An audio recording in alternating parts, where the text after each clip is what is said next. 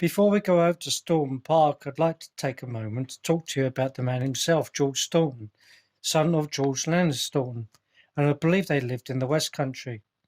At the age of 12, he could speak 6 different languages, so in 1792 his father took him on an important diplomatic mission for the British government to China. During his voyage, 2 Chinese gentlemen taught George Mandarin, and he was so fluent by the time that they reached China that he was the only person from the whole delegation to be able to speak with the Emperor Peking in his own language. He was also able to translate Chinese into English and back again. This guaranteed him in later life a position at the East India Company at Canton. On George's return to England, he bought the Lee Park estate in 1820 for just over £2,000 from Lord William Garrett of Havant. He bought the Havant farm and in later years the Bedhampton farm. By 1836, he had added the octagonal Gothic library that we can still see today and the portico which sits in the gardens, which was a monument to his family and friends.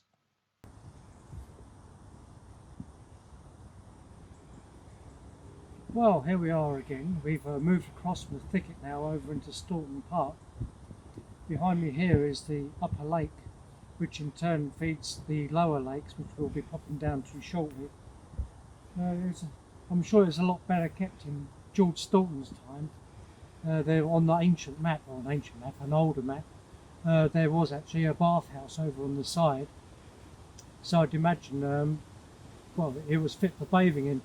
Unfortunately, it's been absolutely hammering down with rain for the past few days, so the water's quite cloudy, but it is fed by a natural spring, so the water is usually a lot clearer than this, I should imagine.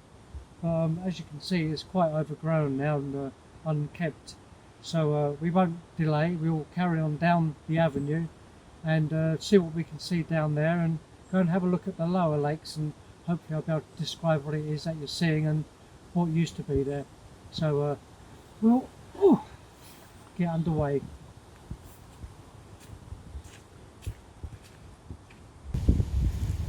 Well, this is the avenue that we're standing on that leads down to the lower lakes.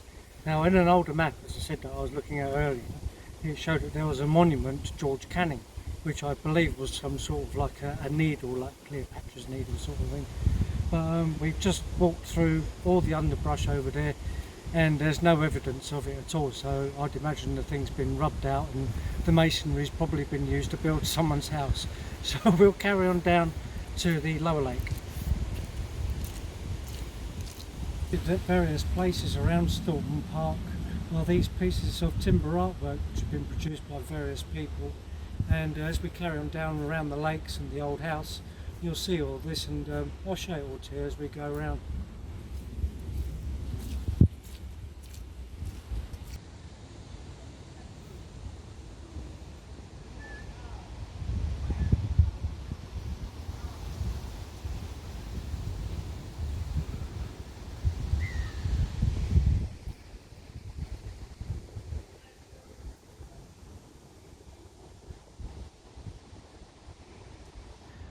Well, we're at the lower lake, and behind me you'll see the remains and the construction site of the second Lee Park house. The lakes themselves are constructed with the aid of George Staunton's labourers, 1826. It took 9 years to complete. They consist of the lake and 3 islands. The first island had a cottage on it, the second had a fort, and the fort itself had a flagpole which had the flag of China raised each morning out of respect for the people and this country, which I can assure you George Staunton did have.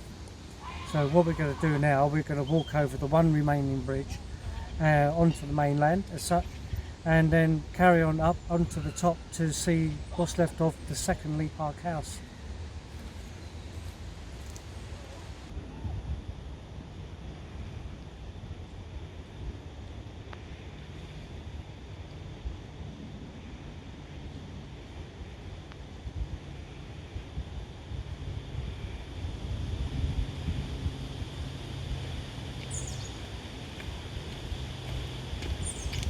There's the one remaining bridge, and incidentally you can come fishing here if you get a permit from the main kiosk, and apparently there's some quite large fish here.